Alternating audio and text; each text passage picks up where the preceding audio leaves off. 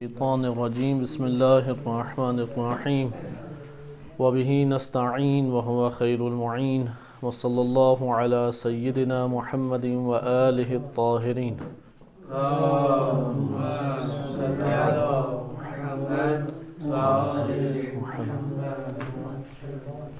جناب فاطمہ زہرا سلام اللہ علیہا کی شخصیت اور ان سے متعلق جو مختلف قسم کے مباحث ہیں، اس میں سے بحث فدق کا مطالعہ آپ کی خدمت میں پیش کیا جا رہا تھا۔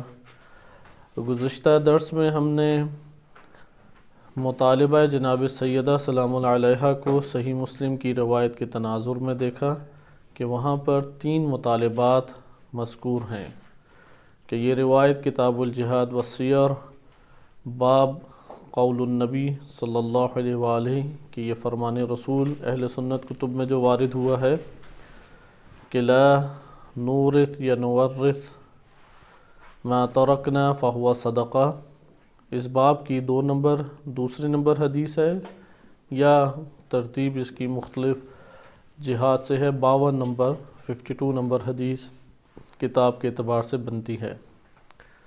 اس حدیث میں ام المومنین حضرت عائشہ سے یہ روایت منقول ہے اور انہوں نے یہ تذکرہ کیا ہے کہ جناب سیدہ سلام اللہ علیہا ان کا اختلاف ہوا، لہذا اس روایت سے ہمیں پہلی چیز جو معلوم ہوتی ہے اور وہ یہ ہے کہ جناب فاطمہ سلام اللہ علیہا کا حکام بالا کے ساتھ اختلاف وجود میں آیا۔ اس اختلاف کی نوعیت کیا تھی اس کو ہم ملاحظہ کرتے ہیں۔ بس یہاں پہ اختلاف کا ہونا وہ واضح ہے، کسی مسلمان کو اس میں شک نہیں ہے۔ شیعہ سنی دونوں کتب میں اس قدر صراحت کے ساتھ اور اس قدر مضبوط اور قوی ذرائع کے ساتھ آیا ہے کہ کسی کو اس بات پہ شک نہیں ہے کہ یہ اختلاف نہیں ہوا، اور یقیناً چونکہ یہ اختلاف دینی امور میں اختلاف ہے تو 2 میں سے ایک حق پر ہے، یقیناً دونوں میں سے ایک حق پر ہوگا، کیونکہ یہ اختلاف ہے دینی مسائل میں۔ ہم قرآن کریم کی آیات کے تناظر میں اختلاف کی نوعیتیں پڑھ چکے ہیں۔ ایک مرتبہ اختلاف ہوتا ہے مزاجی طور پہ، مزاج مختلف انسانوں کے ہوتے ہیں، مثلا کسی کو میٹھا پسند ہے، کسی کو نمکین پسند ہے، کسی کو کوئی رنگ اچھا لگتا ہے، کسی کو کوئی رنگ اچھا لگتا ہے۔ یہ اختلاف مذموم اختلاف قرآن نے قرار نہیں دیا، لیکن ایک اختلاف ہے جسے قرآن کریم نے مذموم اختلاف قرار دیا ہے، اور اس کے اوپر اللہ سبحانہ وتعالی نے سزا قرار دی ہے، جیسا کہ سورہ یونس کی آیات ہیں، سورہ آل عمران کی آیات ہیں اور دیگر قرآن کریم کی آیات ہیں کہ اس میں آپ نے ملاحظہ کیا کہ جو علم آ جانے کے بعد اختلاف ہو وہ مذموم ہے۔ فاختلفوا حتی جاء العلم، کہ یہاں تک کہ علم ان کے پاس آ گیا پھر انہوں نے اختلاف کیا۔ پھر کیا سورہ یونس میں ارشاد ہوتا ہے کہ اللہ کی ذات روز قیامت ان میں اس کا فیصلہ کرے گی۔ پس مذموم اختلاف، جس اختلاف کی وجہ سے امت منتشر ہو جاتی ہے، جس اختلاف کی وجہ سے عذاب الہی کے مقدمات فراہم ہو جاتے ہیں، وہ اختلاف دین اور حق اور باطل کے درمیان اختلاف ہے، خصوصاً علم آ جانے کے بعد اختلاف۔ لہذا یہ آیات کریمہ یعنی قرآن کریم کی تعلیمات اور روایات اہل بیت علیہم السلام وہ اس مسئلے میں حتماً جاری ہوں گی، مستثنیٰ تو نہیں قرار دیا جا سکتا۔ قرآن کریم نے ذات رسول اللہ صلی اللہ علیہ وسلم کو مستثنی امور سے نہیں قرار دیا، کجا یہ کہ رسول اللہ کے بعد کسی شخصیت کو مستثنی قرار دیا جائے۔ لہذا اگر اختلاف جنم لیا ہے تو 2 میں سے ایک حق پر ہے۔ نمبر 2، دونوں نے اپنی دلیلیں پیش کی ہیں، دونوں طرف سے انہوں نے دلیلیں پیش کی ہیں۔ دلیل پیش کرنے کے بعد یعنی قرآن اور روایات یا حدیث نبوی کے بعد بھی اگر کوئی اختلاف کرتا ہے تو وہ اختلاف مذموم اختلاف کہلائے گا۔ لہذا یہاں پہ ہم موقف کو دیکھیں گے کہ کیا موقف بنتا ہے؟ لہٰذا اس مسئلے کے دائرے میں، صرف اسی مسئلے کے دائرے میں ہم اس کا جائزہ لیں گے، اس سے باہر نہیں جائیں گے۔ جناب سیدہ سلام اللہ علیہ کے حوالے سے ام المومنین بیان کرتی ہیں کہ رسول اللہ صلی اللہ علیہ وسلم کی دختر، ان کی بیٹی فاطمہ علیہ السلام، وہ ان کے والد حضرت عائشہ کے والد خلیفہ اول حضرت ابوبکر کے پاس گئیں، تسألہ میراثہا عن من رسول اللہ، رسول اللہ صلی اللہ علیہ وآلہ وسلم سے جو میراث بنتی تھی اس کا سوال کیا۔ یہاں پہ ایک سوال ابھرتا ہے، میراث کا مسئلہ وہ گھرانے کا ذاتی مسئلہ عموماً ہوتا ہے، ایسا ہے یا نہیں معاشروں کے اندر؟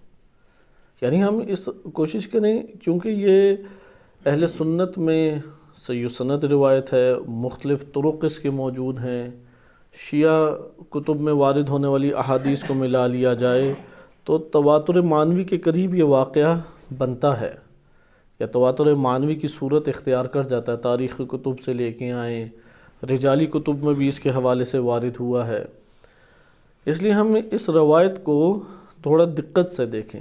تسألہ میراثہا، میراث کا مطالبہ کیا، سوال یہاں پیدا ہوتا ہے۔ میراث عموماً گھرانوں کے ذاتی مسائل سے تعلق رکھتا ہے۔ مثال کے طور پہ ایک گھرانے کے اندر اگر کوئی شخص وفات پا جاتا ہے تو اس کا جو مال بچا ہوا ہے وہ اسی کے جو گھرانہ ہے، خانوادہ ہے، فیملی ہے، وہ انصاف اور قانون کے ساتھ کوشش کریں گے کہ ہر ایک کو اس کا حصہ مل جائے، یعنی ترکے کو تقسیم کر دے۔ اگر وہاں پہ خانوادے کے درمیان، گھرانے کے درمیان افراد میں جھگڑا پیدا ہو جائے، حاکم شر کی طرف جائیں گے۔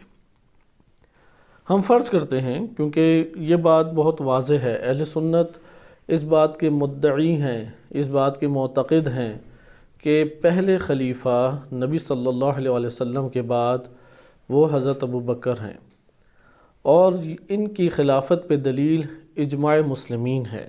ان کے پاس پہلی دلیل اجماع مسلمین ہے، کیونکہ حدیثوں میں ان کے ہاں ایسے شواہد آئے ہیں کہ جس سے اہل سنت کتب میں، البتہ مکتب اہل بیت علیہ السلام میں ایسی کوئی حدیث نہیں آئی، اہل سنت کتب میں ایسے شواہد آئے ہیں کہ جن شواہد سے یہ معلوم ہو کہ خلیفہ اول حضرت ابوبکر تھے، یعنی رسول صلی اللہ علیہ وسلم کے بعد انہیں خلیفہ ہونا چاہیے۔ لیکن خود اہل سنت اس بات کے معتقد ہیں، اور انہوں نے ثابت بھی کیا ہے کہ وہ سب روایات ضعیف السند ہیں۔ جتنی ایسی روایات ہیں کہ جن سے خلافت ابی بکر کو ثابت کیا جائے اہل سنت کتب میں، وہ سب کی سب ضعیف السند ہیں۔ ایک بھی ان میں سے صحیح سند روایت نہیں ہے جو صراحت کے ساتھ اس بات کو بیان کریں، کیونکہ 99 ہجری تک تو پابندی لگی رہی، حدیث کوئی لکھ نہیں سکتا تھا، کوئی حدیث جمع نہیں کر سکتا تھا۔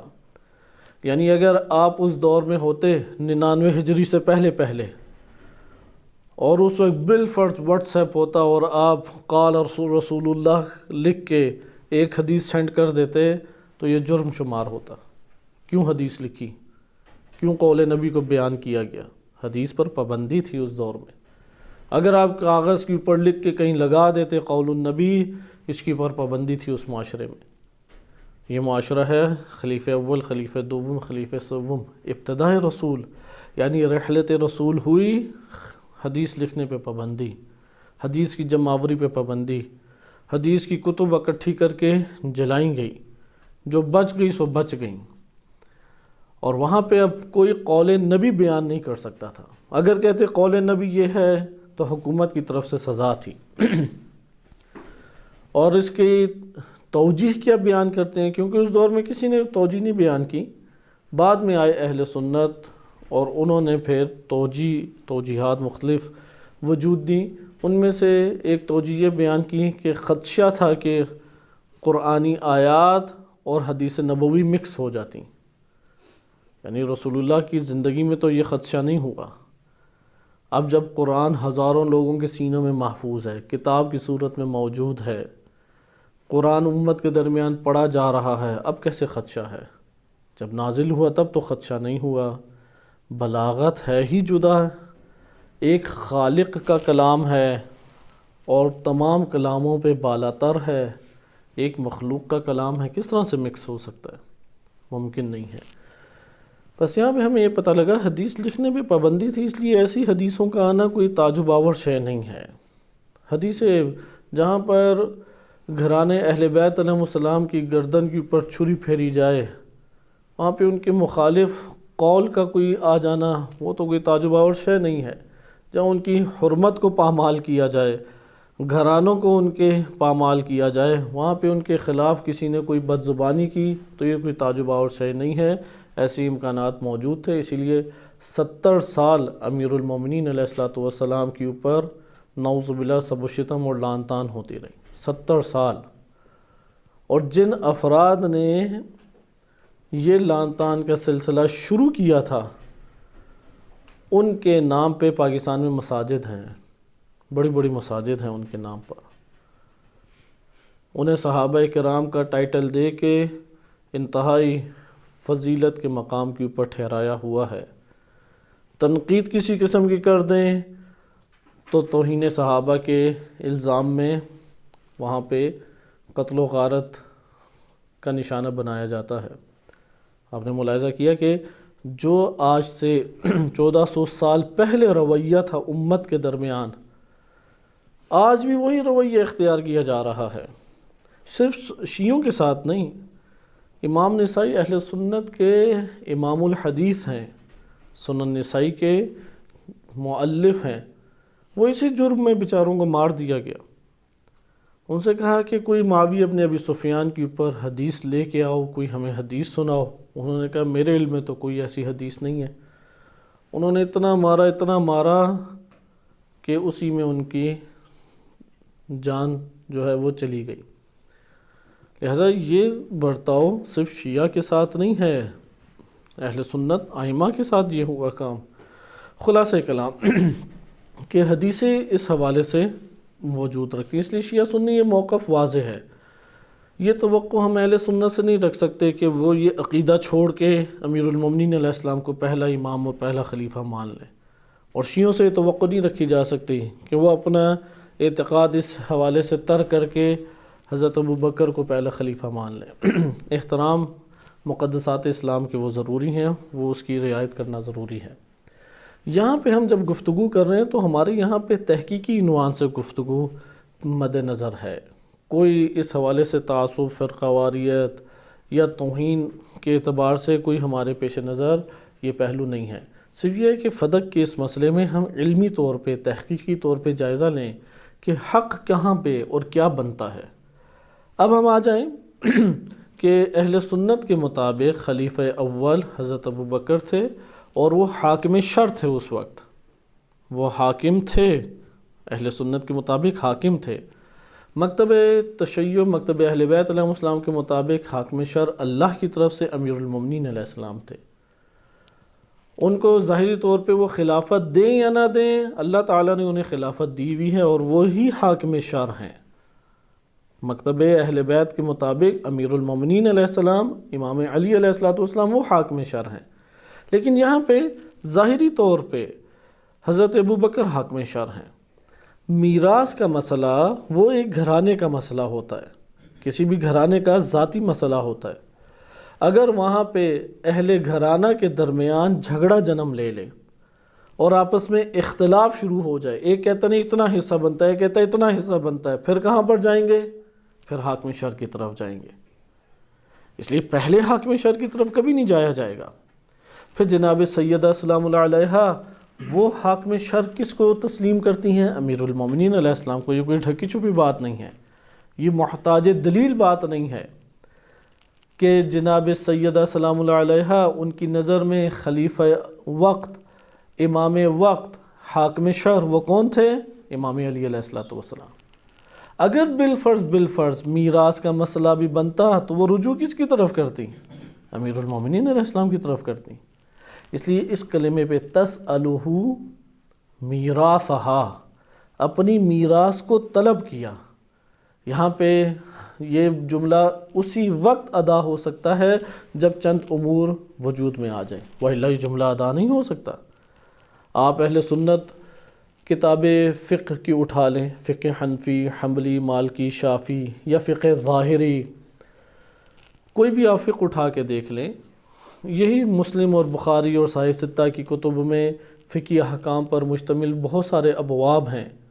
آپ ان میں دیکھیں کہ میراث کا مطالبہ کرنے کے لیے کہاں پر ان کے پاس کوئی تشریف لے کے آیا۔ معاشرہ جانتا تھا کہ یہ گھر کے ذاتی مسائل ہیں۔ یہ تب ہی جملہ ادا ہو سکتا ہے تسألہ میراثہا، اولاً گھر کے اندر میراث تقسیم ہی نہیں ہوئی، نمبر 2 اس میراث کو لے لیا گیا۔ اگر میراث کو نہ لیا جاتا، یعنی تقسیم ہوتی تو جھگڑا ہوتا نا، پہلی بات تو کوئی جھگڑا ہی نہیں وجود میں آیا۔ وہ میراث قبل اس کے کہ ان کے پاس پہنچتی اور نوبت آتی کہ تقسیم کی جائے، اس سے پہلے ہی اس وقت کی حکومت نے اس کے اوپر قبضہ کر لیا۔ لہٰذا جناب سیدہ سلام اللہ علیہ کا یہ سوال کرنا اس عنوان سے نہیں تھا کہ حاکم شرع سے سوال کریں جا کے، بلکہ اس عنوان سے تھا کہ حکومت وقت نے اس کے اوپر قبضہ کر لیا، اور جب قبضہ کر لیا تو جناب سیدہ سلام اللہ علیہ اس قبضے کے مد مقابل اپنے حق کو طلب کرنے کے لیے وہاں پہ تشریف لے کے آئیں۔ لہٰذا اس لیے تشریف نہیں لائیں کہ وہاں پہ میراث ان کے، کیونکہ گھر کے ذاتی امور ہے، میراث کا مسئلہ کسے حل کرنا چاہیے، اس میں غیر کا دخل ہی نہیں ہونا چاہیے۔ اس لیے غیر کا دخل دینا یہ خود ایک سوالیہ نشان ہے، یعنی یہ نوبت کیسے پہنچ گئی؟ نبی صلی اللہ علیہ وسلم کے اموال تو ان کے گھر میں ہونے چاہیے تھے، ان کی ازواج کے پاس ہونے چاہیے تھے، نبی صلی اللہ علیہ وسلم کی اولاد کے پاس ان کے اموال ہونے چاہیے تھے۔ اس کا یہ مطلب ہوا کہ جب قبضہ کرنے کے لیے آئے، گھر ہو، ازواج کے پاس ہو، یا جناب سیدہ سلام اللہ علیہ کے گھر میں ہو، یا باہر اموال ہوں، سب کے اوپر قبضہ کر لیا گیا، اور اس کے لیے اقدام کیا گیا، اس کے لیے بندے رکھے گئے ہوں گے۔ ویسے تو قبضہ نہیں ہو سکتا، کوئی پیری فقیری کا دور تو نہیں تھا، بیٹھے بیٹھے کوئی جن بھیج دیے تو چلو کوئی قبضہ ہو گیا۔ لہذا اس دور میں یقیناً افراد تھے، انہوں نے وہ ساری املاک جو نبی صلی اللہ علیہ وسلم کی ذاتی استعمال میں تھیں، ان سب جگہوں کے اوپر جا کے قبضہ کر لیا۔ اس لیے اس جملے سے ہمیں یہ پتہ لگتا ہے، اس جملے کی دلالت التزامی، دلالت مفہومی اس کی یہ ہے کہ وہاں پہ قبضہ ہو گیا، اس وجہ سے جناب سیدہ سلام اللہ علیہ نے اپنی میراث کا مطالبہ کیا۔ تسألہ میراثہا من رسول اللہ صلی اللہ علیہ وآلہ، رسول اللہ صلی اللہ علیہ وآلہ کی جانب سے جو میراث بنتی تھی جناب سیدہ سلام اللہ علیہ کی، جناب سیدہ نے اس کا مطالبہ کیا۔ اچھا، یہ میراث آئی کہاں سے؟ نبی صلی اللہ علیہ وسلم تو حاکم تھے اس وقت، اور جب حاکم تھے تو یقیناً پورا بیت المال ان کے پاس تھا۔ یقیناً معاشرے کے پاس سامنے بیت المال کا مال بالکل جدا ہونا چاہیے، اور جو رسول صلی اللہ علیہ وسلم کا ذاتی مال ہے وہ بالکل کاملاً جدا ہونا چاہیے۔ رسول صلی اللہ علیہ وسلم کا جو ذاتی مال ہے وہ کس طرح سے جدا ہوگا؟ تب ہی جدا ہو سکتا ہے کہ پورے معاشرے والوں کو پتہ ہو کہ یہ مال رسول اللہ کا ذاتی مال ہے، اور بقیہ سارا کا سارا بیت المال ہے۔ اس لیے نبی صلی اللہ علیہ وسلم نے اپنی سیرت ہی ہے، سیرت مبارکہ ہی ایسی رکھی تھی، کوئی ڈھکی چھپی میراث انہوں نے نہیں رکھی تھی، کوئی ڈھکا چھپا انہوں نے اپنے اموال نہیں رکھے تھے، ان کے اموال پوری امت کے سامنے واضح تھے۔ امیر المومنین امام علی علیہ السلام کی بھی یہی سیرت تھی کہ ان کے تمام اموال ان کے سامنے تھے، امت کے سامنے تھے۔ لہذا معلوم تھا مدینے میں یہ حصہ ذاتی مال ہے، فلاں جگہ پہ اتنا حصہ یا اتنا زمین کا ٹکڑا وہ ذاتی اموال میں سے ہے۔ یہ ذاتی مال بنا کیسے؟ مما افاء اللہ علیہ، کہ اللہ نے مال فے کے طور پہ جو رسول اللہ کو دیا، اللہ سبحانہ وتعالی نے مال فے کے طور پہ رسول اللہ کو دیا، اور رسول صلی اللہ علیہ وسلم نے اس مال فے میں سے حصہ اپنے لیے جدا کیا۔ اچھا، اب وہ اموال کیسے بنتے ہیں؟ بالمدینہ تھے، مدینہ میں چند باغ تھے۔ ایک یہودی تھا، مسلمان ہوا، اور اس نے ہبہ کر دیے نبی صلی اللہ علیہ وسلم کو بعض اپنے باغات، یعنی ان کی ملکیت بنا دی رسول اللہ کے۔ تو مدینہ میں کچھ باغات تھے مدینہ منورہ کے اندر. وہ فدق نبی صلی اللہ علیہ وسلم نے اپنی اس کے مطابق ذات کے ساتھ خاص کیا، بیت المال کا حصہ شمار نہیں کیا. فدق ایک علاقہ تھا، ایک گاؤں تھا، کئی باغات کے اوپر مشتمل تھا، بہتے اس میں کئی چشمے تھے.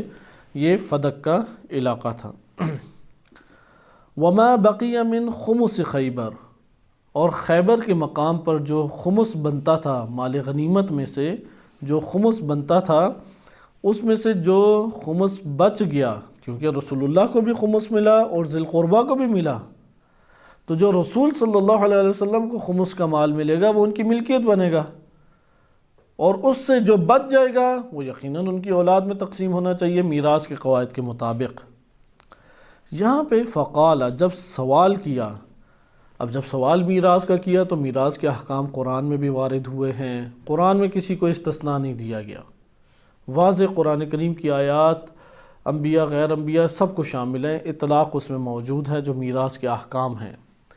چونکہ قرآن کریم میں میراث کے احکام آ گئے اس لیے اس میں کوئی مسلمان اختلاف نہیں کر سکتا.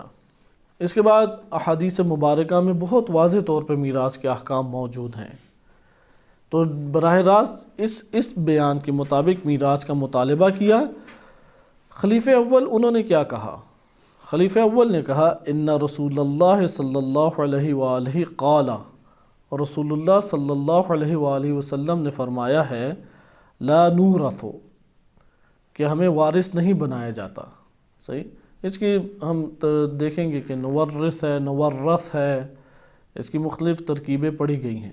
لا نورث ما ترکنا صدقۃ، کہ ہم جو چھوڑ کے جاتے ہیں وہ صدقہ ہے. انما یأکل آل محمد فی ھذا المال، آل محمد فقط اس مال سے کھا سکتے ہیں، فقط و فقط کھا سکتے ہیں. وَإِنِّي وَاللَّهِ لَا أُغَيِّرُ شَيْءٍ مِّن صَدَقَةِ رسول اللہ، اور قسم بخدا میں صدقہ رسول اللہ سے کسی شے کو بھی تبدیل نہیں کروں گا، جیسی تھی ویسی ہی رکھوں گا. یہ ایک اور سوالیہ نشان ہے انشاءاللہ تعالی ہم دیکھیں گے. جو خلیفہ اول انہوں نے دعویٰ کیا کہ میں اس میں کچھ بھی تبدیل نہیں کروں گا، آیا بقیہ خلفاء اس کے اوپر قائم رہے؟ اگر ہم مان لیں کہ یہ صدقہ رسول تھا اور صدقہ رسول تبدیل نہیں ہو سکتا، آیا خلیفہ ثانی نے تبدیل کیا یا نہیں کیا؟ خلیفہ سوم نے تبدیل کیا یا نہیں کیا؟ آیا اس صدقے کو لوگوں کے ذاتی اموال قرار دیے یا نہیں دیے؟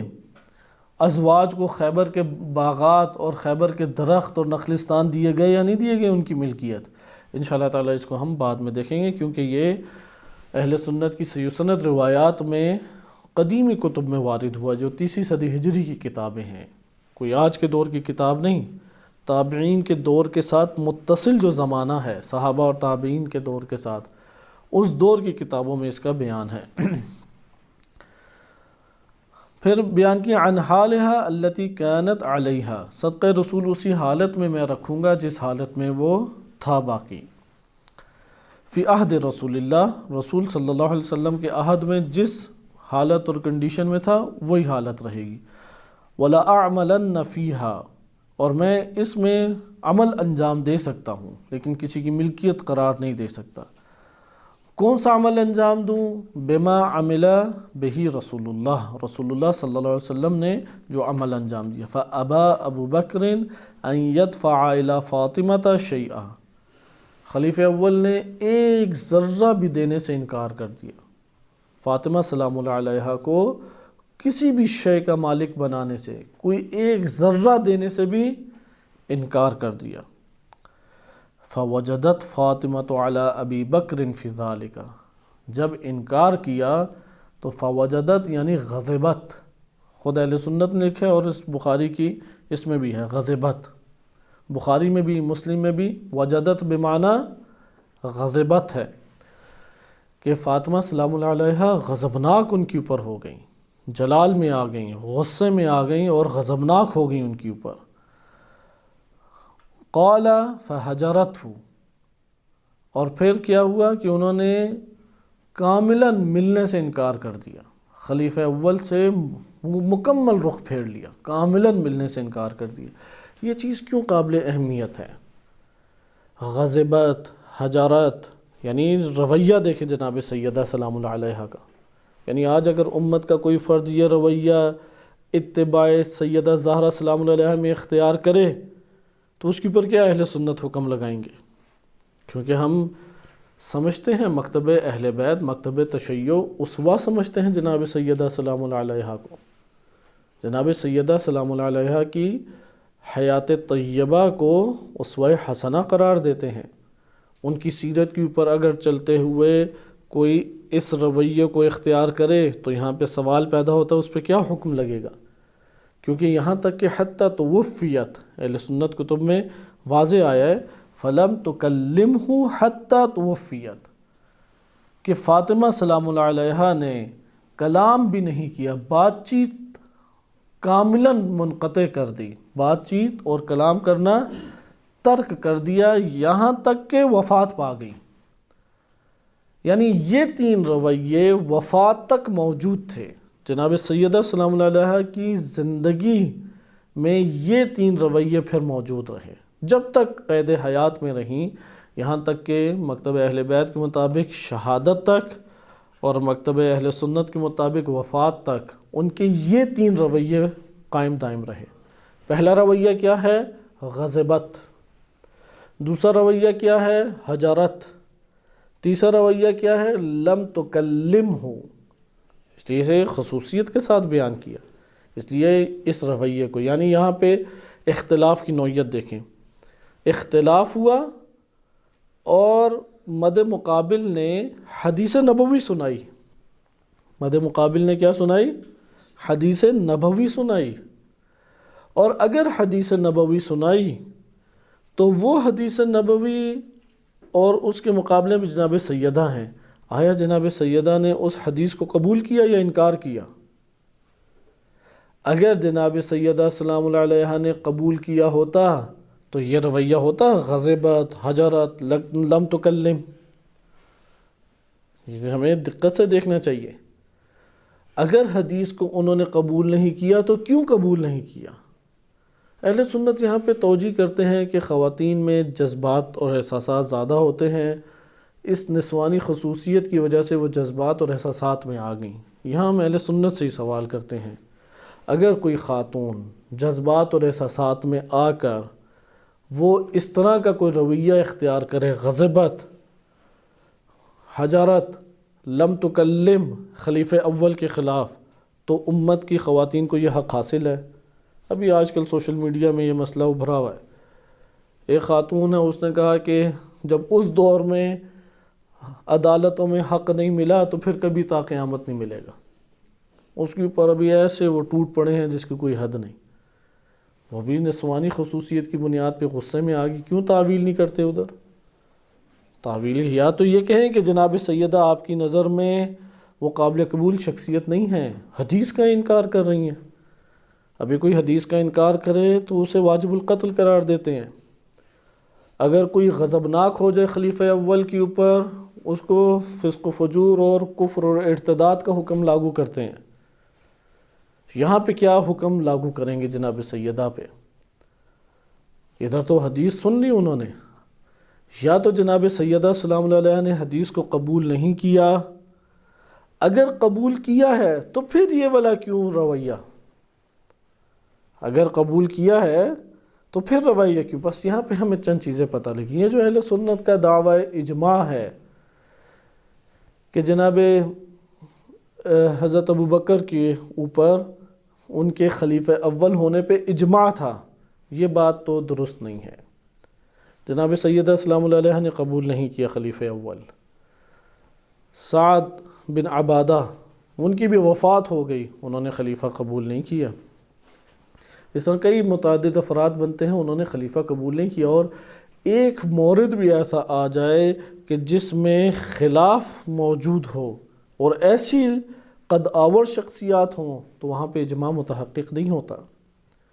لہٰذا یہاں پہ سوال کیا جائے گا جناب سیدہ سلام اللہ علیہا ان کے بارے میں کیا حکم ہم لگائیں؟ پھر اہل سنت سے یہ سوال کرتے ہیں۔ پہلی بات ہے جناب سیدہ نے جیسے ہی یہ حدیث سنی تو الفاظ کیا ہیں فغضبت، جب حدیث سنی اور انکار کر دیا کہ میں کچھ نہیں دے سکتا، غضبت، حجرت، لم تکلم، یہ تین رویے اختلاف کی نوعیت میں رویے کیسے ہیں؟ احتجاجی رویے ہیں، اسے احتجاجی رویہ کہتے ہیں کیونکہ ان کے بس میں اس کے علاوہ کچھ نہیں ہے۔ کیا کہہ سکتی ہیں جناب سیدہ سلام اللہ علیہ اس کے علاوہ؟ اس لیے انہوں نے احتجاجی طور پہ ایک رویہ اختیار کیا۔ اس رویے سے ہمیں کئی چیزیں پتہ لگتی ہیں۔ اس رویے سے یہ پتہ لگتی ہے کہ مد مقابل جو خلیفہ اول کی گفتگو ہے وہ قابل قبول نہیں ہے جناب سیدہ کے لیے۔ خلیفہ اول نے جو دلیل دی ہے وہ دلیل جناب سیدہ کے لیے قطعاً قبول نہیں ہے۔ نمبر 3، جو خلیفہ اول نے موقف اختیار کیا ہے وہ جناب سیدہ کو قبول نہیں ہے۔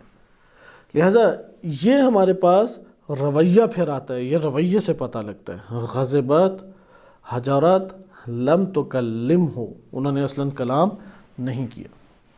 آگے بیان کرتے ہیں وعاشت بعد رسول اللہ صلی اللہ علیہ وآلہ 6 اشہر، رسول اللہ صلی اللہ علیہ وسلم کی بعد وہ 6 مہینے زندہ رہیں۔ 6 مہینے کا قول اہل سنت میں معروف ہے، ان کے ہاں 95 اور 70 دن کا قول قیل کے ساتھ آیا ہے، ضعیف قول کے طور پر ادھر آیا ہے، جبکہ مکتب اہل بیت علیہ السلام میں قوی ترین قول ہے 95 دن کا یا 70-75 دن کا، لیکن یہاں پہ ان کے مطابق 6 مہینے کا ہے۔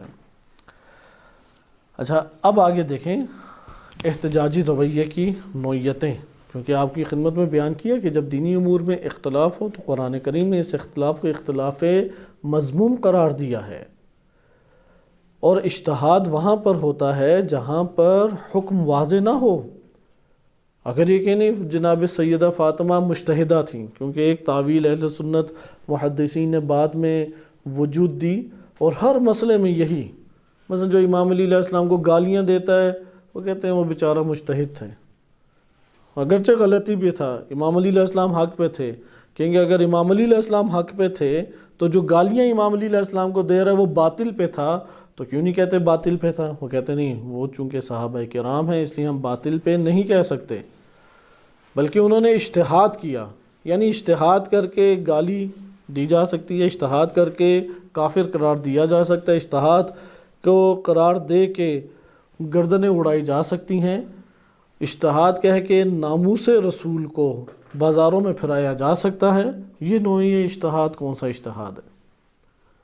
اجتہاد کہاں پر ہوتا ہے؟ نص کے مقابلے میں اجتہاد ہو سکتا ہے، آیت کے مقابلے میں اجتہاد، حدیث کے مقابلے میں اجتہاد آیا ہو سکتا ہے۔ تو بہرحال وہ ایک تعویل کرتے ہیں کہ قاتل بھی حق پر تھا، مقتول بھی ٹھیک ہے حق پہ تھا یا نہیں تھا، لیکن قاتل اور مقتول دونوں ہی مجتہد تھے، ایک کو 2 گنا ثواب ملے گا، ایک کو 1 گنا ثواب ملے گا، ایک کو 2 گنا ثواب ملے گا اور ایک کو 1 گنا ثواب ملے گا۔ یہاں پہ ایک سوال ابھرتا ہے، یہ اجتہاد کا دروازہ صحابہ کے بعد بند کیوں ہو گیا؟ آج کوئی خوب گالم گلوچ کرے کسی کو کہ میرا اجتہاد ہے، ادھر اجتہاد کو قبول نہیں کرتے، ادھر تو خوب مقدسات کی توہین کوئی کرے کہ میرا تو ذاتی اجتہاد ہے، میں نے تو اجتہاد کیا، یا میں فلاں صحابہ کی سیرت پہ عمل کرتا ہوں۔ امیر المومنین علیہ الصلوۃ والسلام کو آج کوئی برا بھلا کہے کہ میں تو مغیرہ بن شعبہ، معاویہ بن ابی سفیان یا اس طرح دیگر ہیں ان صحابہ کی سیرت پہ عمل کر رہا ہوں، اسے قبول نہیں کیا جائے گا۔ کیوں قبول نہیں کیا جائے گا؟ کیونکہ حق آشکار ہے۔ اہل سنت خود جواب دیں گے، یہاں پہ ان کی کتب میں جواب موجود بھی ہے، کیونکہ یہاں پہ امیر المومنین علیہ السلام کا حق پر ہونا ثابت ہے، قرآن، روایات، احادیث مبارکہ صحیح سند اہل سنت میں۔ یہاں پہ ایک بڑے خوبصورت واقعہ بھی ہے کہ حدیث کے ڈپارٹمنٹ میں، علم حدیث میں ہمارے کچھ دوست تھے، وہ پڑھا کرتے تھے اہل سنت سے ہی، عرب ٹیچر ہوا کرتے تھے، بہت پرانی بات نہیں ہے، 8-10 سال پرانی بات ہے یہ۔ تو کلاس کے اندر یہ والی بات چیت آ گئی کسی طرح موضوع چھڑ گیا، کیونکہ وہ ساری اہل سنت مولانا حضرات سے ہی بھری ہوئی تھی، حدیث کے ڈپارٹمنٹ میں کوئی عام بندہ تو جا نہیں سکتا، عموماً مدارس کے ہی افراد جاتے ہیں۔ تو دو لڑکے بس شیعہ تھے اس میں، حدیث ڈپارٹمنٹ میں اہل سنت پورا حدیث کا دورہ انہوں نے وہاں پہ کیا، ڈگری لی، ماسٹر کی اور پی ایچ ڈی کی کلاسز تھیں وہ۔ تو وہاں پہ کسی طرح سے ٹیچر آہستہ آہستہ کسی طرح سے اس موضوع کے اوپر آ گیا، مشاجرات صحابہ۔ مشاجرات صحابہ کہتے ہیں صحابہ کے آپس میں اختلافات۔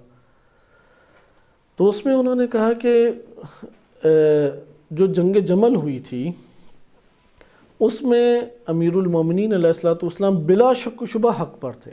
بڑی اس نے شدت کے ساتھ کہا کہ امیر المومنین امام علی علیہ الصلوۃ والسلام اور ان کا لشکر حق پر تھا، اور صحیح سند روایات ہمارے پاس ہیں حق پر تھا، اور مد مقابل جو تھے وہ حق پر نہیں تھے۔ یہ نہیں کہا باطل پر تھے، یہ جملات وہ نہیں ادا کرتے، کہا حق پر امیر المومنین علیہ السلام تھے۔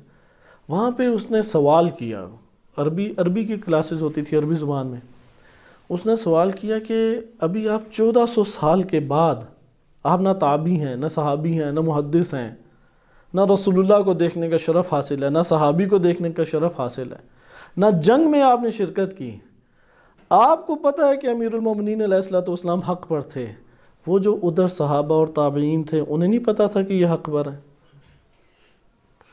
یعنی انہیں نہیں پتہ لگا، آپ کو پتہ لگ گیا کہ وہ حق پر ہے۔ یعنی آج اہل سنت کو پتہ ہے حق پر ہیں امیر المومنین علیہ السلام، لیکن صحابہ کرام جو مد مقابل آ چکے ہیں انہیں پتہ ہی نہیں ہے کہ علی علیہ السلام حق پر ہیں یا نہیں، علی علیہ السلام کو گالی دینی ہے یا نہیں دینی، امام حسین علیہ السلام اور گھرانے رسول اللہ کی۔ یعنی واقعاً آج ہم یہ تصور نہیں کر سکتے کہ کسی کا امت کے اوپر احسان ہو، اس کے گھر کے اندر گھسے اور اسی کے گھر میں جو بچیاں ہیں اسے اٹھا کے وہ باہر کھینچ کے لائے اور برہنہ سر گلیوں میں پھرائے۔ کیسے تصور کر سکتے ہیں یہ امت نے کیا، کوئی یہودی عیسائی تو اندر نہیں گھسے، اور پھر تعویل کے اجتہاد ہے، یہ کیسے اجتہاد ہے یہ؟ جیسے اس نے یہ سوال کیا تو وہ انتہائی غصے ہو گیا، اور اس نے کہا کہ آج کے بعد صحابہ کے موضوع پہ گفتگو پر پابندی، سختی کے ساتھ پابندی، کیونکہ اس سوال میں وہ پھنس گیا، بالکل چپ ہو گیا، جس طرح تالے لگ جاتے ہیں کہ صحابہ اور تابعین کو نہیں پتہ لگا کہ علی علیہ السلام حق پر ہیں یا نہیں، ان صحابہ اور تابعین کو نہیں پتہ لگا کہ علی علیہ السلام کو لعن طعن اور گالی دینی ہے یا نہیں، لیکن آج کے سنی کو یہ پتہ ہے، آج کی امت کو یہ پتہ ہے۔ کیسے ہو سکتا ہے؟ اس لیے یہ والے مسائل یہاں پہ پیچیدہ ہو جاتے ہیں۔ ادھر جناب سیدہ سلام اللہ علیہا کا نے جو رویہ دکھایا وہ رویہ غیر معمولی رویہ ہے، ان کی پوری طول حیات میں یہ رویہ نہیں ملتا، طول حیات میں۔ یہ نسوانی خصوصیت کی بنیاد پر نہیں ہے، نسوانی خصوصیت کی بنیاد پہ غیروں سے کوئی غصہ اور جھگڑا مول لیتی ہیں خواتین، آج بھی اس طرح آپ دیکھتے ہیں معاشرے کے اندر نہیں ہے، کیونکہ تعلق ہی نہیں ہے خاتون کا اپنے محارم کے ساتھ تعلق ہوتا ہے۔ اور جناب سیدہ سلام اللہ علیہ کے بارے میں اہل سنت میں یہ صحیح سند روایت وارد ہوئی ہے کہ خاتون کے لیے افضل ترین عمل یہ ہے کہ وہ نہ کسی نامحرم کو دیکھے اور کوئی نامحرم اسے دیکھے، اہل سنت میں یہ حدیث وارد ہوئی ہے۔ لہذا یہ نسوانی خصوصیات کی بنیاد پہ نہیں ہے، اہل سنت اس بات کو جانتے ہیں، اس حدیث کے ذیل میں وہ جو کلام کرتے ہیں اور پڑھتے ہیں وہ جانتے ہیں۔ آئیں آگے دیکھتے ہیں۔ بس جناب سیدہ سلام اللہ علیہ کے زندگی میں جو رویے تھے وہ کتنے رویے تھے؟ 3۔ یہ صحیح مسلم اور صحیح بخاری اور اہل سنت کی کتب سے۔ پہلا رویہ کیا تھا؟ غضبت، غضبناک ہوئی ہیں۔ دوسرا رویہ کیا تھا؟ ہجرت، رخ پھیر لیا، منہ موڑ لیا۔ ہجرت تو واضح لفظ ہے، ہجرت کہتے ہیں کہ اس طرح سے کسی مقام پہ چلے جانا لوٹ کے پھر واپس نہ آئے۔ مہاجرن جیسا قرآن میں آیت بھی ہے کہ اس طرح سے اللہ کی طرف تم آ جاؤ پھر لوٹ کے غیر اللہ کی طرف نہ جاؤ۔ ہجرت یعنی ترک اس طرح سے کیا کہ جس کے بعد رجوع نہیں ہوتا، ہجرت اسے کہتے ہیں۔ نمبر 3، لم تکلمہ، اصلاً کلام کرنا گوارا نہیں کرتی تھی، تو بہت تعجب آور ہے. یعنی واقعاً آج کی جو متعصب والا ماحول عالم اسلام میں ہے، اس آج کے اس تعصب والے ماحول کو اس 1400 سال پہلے لے جائیں اور جناب سیدہ کو کھڑا کر دیں، وہ کیا فتوے دیں گے؟ یعنی جناب سیدہ وہ کلام کرنا ہی گوارا نہیں کرتی. یہاں پہ آج کا یہ تعصب والا ماحول جو برداشت ہی نہیں کرتا کہ کسی قسم کے ہم تنقیدی کلمات کہہ سکیں علمی پیرائی کے اندر بھی، وہ علمی پیرائی میں بھی قابل قبول نہیں قرار دیتے، اصلا سننے کے لیے تیار نہیں ہے ان موضوعات کو.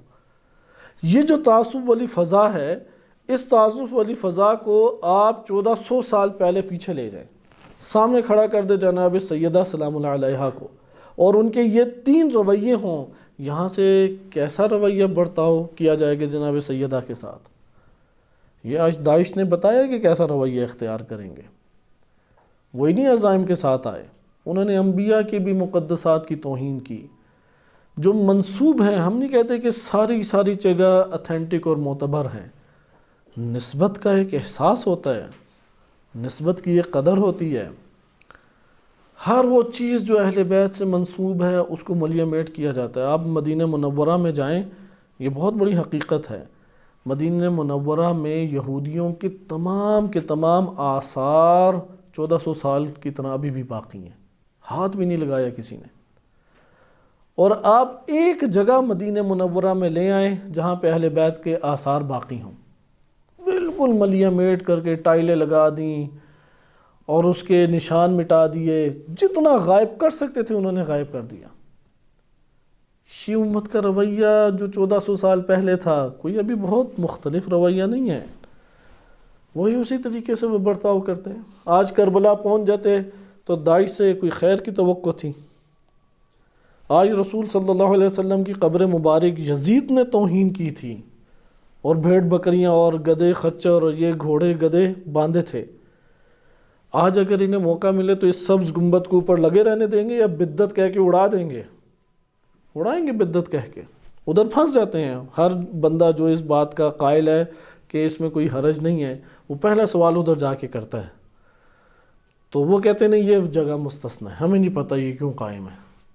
وہ کہتے ہیں یہ سب قبروں کو گنجا کر دیا ہے اور اس کو آثار مٹانے کے چکروں میں ہو تم، تو یہ رسول اللہ کی قبر کو کیوں تم نے اس طرح سے رکھا ہے؟ وہ کہتے ہیں اس کا نہیں ہمیں پتہ، جواب نہیں ہے. یہ عجیب ایک ذہنیتیں عالم اسلام میں پنپ اٹھیں. اس کی جڑ کہاں پر ہے؟ انہی جگہوں پر ہے. شدید ٹکراؤ، شدید اختلاف. یہ تھا زندگی میں رویہ. آگے آئیں. زندگی کے بعد رویہ کیا؟ آیا زندگی کے بعد قبول کیا کہ جنازے میں کوئی شرکت کر لے؟ آیا قبول کیا کہ کوئی قبر کے پاس حاضر ہو جائے، کوئی ان سے کسی قسم کا تعلق قائم کر لے؟ یہ نسوانی خصوصیت کی بنیاد پہ ایسا شدید رویہ ہوتا ہے، اور وہ بھی جناب سیدہ سلام اللہ علیہ کے بارے میں یہ گمان کیا جائے جن کو معیار حق اور باطل رسول اللہ قرار دے رہے ہیں، جن کے لیے آیت تطہیر نازل ہو رہی ہے. بلا استثناء تمام مکاتب فکر امت اسلامیہ کے قائل ہیں کہ آیت تطہیر کا نزول جناب سیدہ کے حق میں ہے. لہذا یہ دیکھیں کہ وفات کے بعد کیا رویہ. فلما توفیت، جب وفات پا گئی جناب سیدہ سلام اللہ علیہا، دفنہا زوجہا علی بن ابی طالب لیلاً، رات کے ٹائم دفنایا. شیعہ سنی میں یہ اختلاف نہیں ہے. تعجب اور چیز ہے، شیعہ سنی میں اس مسئلے میں اختلاف نہیں ہے کہ جناب سیدہ کو رات کے ٹائم نہیں دفن کیا گیا. یعنی جناب زہرا سلام اللہ علیہا ایک دو بندوں سے نہیں، معاشرے سے ناراض گئی ہیں اتر کے. یہ جن کے بارے میں قرآن کریم نے کہا کہ وَمِمَّنْ حَوْلَكُمْ مِنَ الْأَعْرَابِ مُنَافِقُونَ وَمِنْ أَهْلِ الْمَدِينَةِ، اہل مدینہ میں سب کے سب نہیں، ایک مجموعی معاشرے کے ساتھ، کیونکہ مدینہ مومنین اور منافقین دونوں کے ساتھ آباد تھا، رحلت رسول سے پہلے بھی اور رحلت رسول کے بعد بھی. لہذا ان کے اندر اہل المدینہ میں سے اس طبقے سے ناراض گئی ہیں اور قبول ہی نہیں کیا کہ وہ جنازے میں بھی آ جائیں، وہ ان کی میت کے پاس آئیں. لہذا علی بن ابی طالب نے لیلاً ولم یؤذن بها ابا بکر، امام علی علیہ السلام نے اجازت نہیں دی کہ خلیفہ اول شرکت کریں. یہاں پہ امیر المومنین علیہ السلام نے اپنے پاس سے اجازت نہیں دی یا کوئی سبب ہوگا. وصیت جناب سیدہ زہرا سلام اللہ علیہ ہمارے پاس صحیح سند طرق سے نہیں پہنچی، لیکن اس جملے سے پتہ لگتا ہے کہ یہاں پہ وصیت موجود ہے. کیونکہ اگر وصیت نہ بھی ہو، اس کا یہ مطلب ہے امیر المومنین علیہ السلام بھی یہ قبول اور پسند نہیں کرتے کہ یہاں پہ حاضر ہوں. یہ وجہ اہل سنت میں بعض ضعیف السند روایات ہیں. بہت تعجب اور بات ہے، بعض ضعیف السند ضعیف اور موضوع اور کذاب روایات ہیں، اور ان میں ہے کہ آخری وقت میں خلیفہ اول تشریف لے گئے اور وہاں پہ انہوں نے معذرت خواہی کی اور جناب سیدہ راضی ہو گئیں، اور اس کے بعد جنازہ بھی خلیفہ اول نے پڑھایا اور قبر میں امام علی علیہ السلام نے اتارا. موضوع روایات ہیں، موضوع گھڑی ہوئی کذاب روایات. اور اس جگہ پہ وہ ان روایتوں کو جو ہیں اہل سنت بعض بے شعور طبقے کے سامنے پیش کرتے ہیں، جبکہ وہ روایات صرف موضوع نہیں، وہ صحیح ستہ کی روایات سے بھی ٹکراتی ہیں. صحیح مسلم کی روایت سے ٹکرا رہی ہیں. صحیح مسلم کی روایت اور صحیح بخاری کی روایت کیا کہہ رہی ہے؟ یہ بہت بڑی دلیل ہے کہ یا تم مجھے بتاؤ بخاری اور مسلم صحیح ہے یا وہ کتابیں صحیح ہیں. کون سی کتاب صحیح ہے آپ کے عقیدے کے مطابق؟ اگر وہ یہ کہیں کہ اس بخاری اور مسلم صحیح ہے، وہ کہیں کہ پھر تو ٹکرا رہی ہے. ادھر ہے کہ امیر المومنین علیہ السلام نے رات کے وقت دفنایا اور اجازت بھی نہیں دی خلیفہ اول کو. وصلی علیہا علی، ان روایات میں ہے کہ صلی علیہا ابو بکر، ادھر ہے صلی علیہا علی. یہ تو واضح دو قضائیں جو آپس میں ٹکرا رہے ہیں، متناقض ہیں. آپ بخاری اور مسلم دونوں کی روایتیں مانیں گے یا ان موضوع روایات کو مانیں گے؟ لہذا امیر المومنین علیہ السلام کو انہوں نے دفنایا. یعنی یہ احتجاج بعد از وفات یا بعد از شہادت بھی جاری رہا، اور قبول نہیں کیا کہ میرا اتنا تعلق بھی بن جائے کہ میری قبر آشکار ہو اور یہ قبر پہ آ جائیں. میں یہ تعلق بھی نہیں قبول کرتی، اس لیے قبر ہی نہیں پتہ کہاں پر تھی. انشاءاللہ قبر فاطمہ سلام اللہ علیہ کے حوالے سے آپ کی خدمت میں اگلے درس میں پیش کیا جائے گا. لیکن جناب سیدہ کا احتجاج اتنا شدید، اتنا قوی کہ بعد از وفات یا بعد از شہادت مکتب اہل بیت کے مطابق قبول نہیں کیا کہ قبر پہ کھڑے ہونے کی حد تک بھی میرا تعلق قائم ہو جائے، میت میں نماز جنازہ میں شرکت کی حد تک تعلق قائم ہو جائے. یہ نسوانی خصوصیت کی وجہ سے تھا؟ ممکن نہیں ہے. پھر تو جناب زہرا عام خواتین سے بھی نعوذ باللہ اہل سنت کی نگاہ میں پیچھے ہو گئیں، کیونکہ عام خاتون بھی یہ والا رویہ اختیار نہیں کرتی کسی سے اس کا جھگڑا ہو تو. یہ جناب سیدہ جن کے بارے میں رسول اللہ نے کہا انا حرب لمن حاربتم، فاطمہ تو بضعۃ منی یؤذینی ما آذاہا، صحیح سنت روایات ہیں. لہذا یہ نہیں ہو سکتا کہ یہ نسوانی خصوصیات کی وجہ سے ہو، یہ دینی خصوصیات کی وجہ، کیونکہ اختلاف دینی ہے، اختلاف دینی مسئلے پر ہے. اس کے بعد جملے کی تحلیل انشاءاللہ آپ کے سامنے اگلے درس میں بیان کی جائے گی کہ اس کے جملات سن لیں. وَكَانَ لِعَلِيٍّ مِّنَ النَّاسِ جِهَةٌ حیات فاطمہ، زندگانی فاطمہ میں ایک جہت اور ایک لحاظ سے لوگوں کے سامنے کچھ عزت اور قدر تھی، زیادہ نہیں، کچھ نہ کچھ تھی. یعنی سلام کرتے تھے تو ٹھیک ہے تھوڑا سا جبر کر کے جواب دے دیتے. فَلَمَّا تُوفِّيَتْ اسْتَنْكَرَ عَلِيٌّ وُجُوهَ النَّاسِ، لوگوں کے چہروں کے اوپر علی علیہ السلام کو نفرتیں دکھائی دینے لگی. یعنی مدینہ منورہ، اس مدینے کا معاشرہ علی ابن ابی طالب کو نفرت کی نگاہ سے دیکھتا تھا. جس سے نفرت کی نگاہ سے دیکھے اس کے محاسن بیان کیے جاتے ہیں، جتنا ہی وہ باکمال کیوں نہ ہو، اسے جب نفرت ویسی تو نہیں نفس کے اندر ابھرتی نا، نفسانی ایک امور ہے نفرت، کوئی ظاہری تو چیزیں نہیں ہیں. پہلے پورے باطن میں وہ نفسانی عناصر غالب ہوتے ہیں، پھر بدن سے انسان کے ظاہر ہوتے ہیں. انشاءاللہ تعالی اس کو ہم اگلے درس پہ ملاحظہ کریں گے. صلی اللہ علیہ سیدنا محمد وآلہ الطاہرین.